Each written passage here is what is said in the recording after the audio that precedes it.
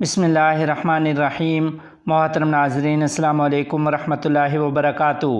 शेखुल इस्लाम हज़रत मौलाना मुफ्ती मोहम्मद तक़ी उस्मानी साहब दामत बरकातुहुम आलिया का दौरा इस्तांबुल।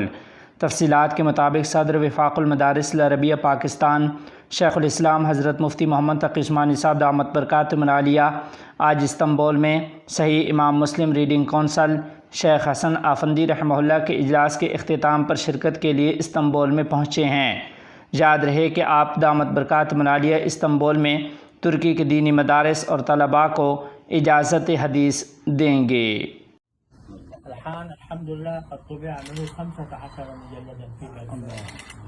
وانتهينا من العبادات والمنافحات.